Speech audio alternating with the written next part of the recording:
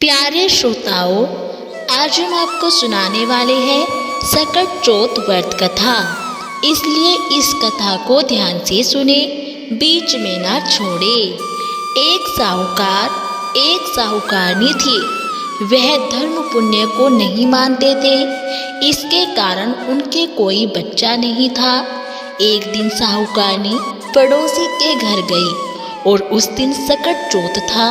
वहाँ पड़ोसन सकट चौथ की पूजा करके कहानी सुना रही थी। साहूकारनी ने पड़ोसन से पूछा, तुम क्या कर रही हो? तब पड़ोसन बोली कि आज सकट चौथ का व्रत है, इसलिए कहानी सुना रही हूँ। तब साहूकारनी बोली कि चौथ के व्रत करने से क्या होता है? तब पड़ोसन बोली, इसे करने से अन्न धन सुहाग पुत्र सब मिलता है। तब साहूकारनी ने कहा, यदि मेरा गर्भ रह जाए तो मैं 1.25 शेर तिलकुट करूंगी और चौथ का व्रत भी करूंगी। श्री गणेश भगवान की कृपा से साहूकारनी के गर्भ रह गया तो वह बोली कि मेरे लड़का हो जाए तो मैं 2.5 शेर तिलकुट करूंगी। कुछ दिन बाद उसके लड़का हो गया तो वह बोली कि हे चौथ भगवान, मेरे बेटे का विवाह हो जाएगा तो 5.25 शेर का तिलकुट करूंगी। कुछ वर्षों बाद उसके बेटे का विवाह तय हो गया और उसका बेटा विवाह करने चला गया, लेकिन उस साहूकारनी ने तिलकुट नहीं किया। इस कारण से चौथ देव क्रोधित हो गए और उन्होंने फेरों से उसके बेटे को उठाकर पीपल के पेड़ पर बिठा दिया। सभी वर को खोजने लगे पर वो नहीं मिला। हताश होकर सारे लोग अपने अपने घर को लौट गए। इधर जिस लड़की से साहूकारनी के लड़के का विवाह होने वाला था, वह भी अपनी सहेलियों के साथ घनघोर पूजने के लिए जंगल में दूब लेने गई। तभी रास्ते में पीपल के पेड़ से आवाज आई कि ओ मेरी अर्धब्याई।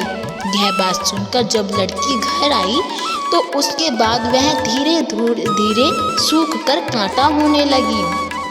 एक दिन लड़की की माँ ने कहा कि मैं तुम्हें अच्छा खिलाती हूँ, अच्छा पहनाती हूँ, फिर भी तू सूखती जा रही है, ऐसा क्यों है?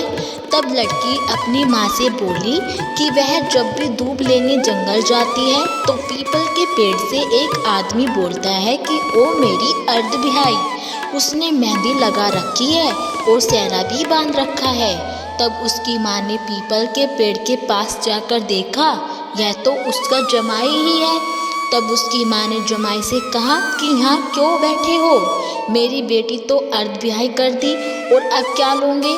साहूकारनी का बेटा बोला कि मेरी माँ ने चौथ का तिलकुट बोला था लेकिन नहीं किया, इसलिए चौथ माता ने नाराज होकर यहाँ बैठा दिया है। यह सुनकर उस लड़की की माँ साहूकारनी के घर गई और उससे पूछा कि तुमने सकट चौथ का कुछ बोला है क्या? तब साहूकारनी बोली, तिलकुट बोला था। उसके बाद साहूकारनी बोली कि मेरा बेटा घर आ जाए तो 2.5 मन का तिलकुट करूँगी। इससे श्री गणेश भगवान जी प्रसन्न हो गए और उसके बेटे को फेरों में लाकर बैठा दिया। बेटे का विवाह धूमधाम से हो गया।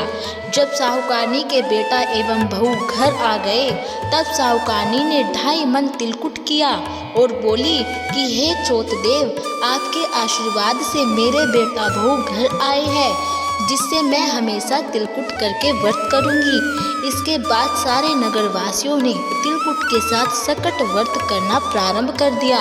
हे सकट चौथ, जिस तरह साहूकारनी को बेटे बहू से मिलवाया वैसे ही हम सबको भी मिलवाना। इस कथा को कहने और सुनने वालों का भला करना। बोलो सकट चौथ की जय हो, बोलो भगवान श्री गणेश की जय हो।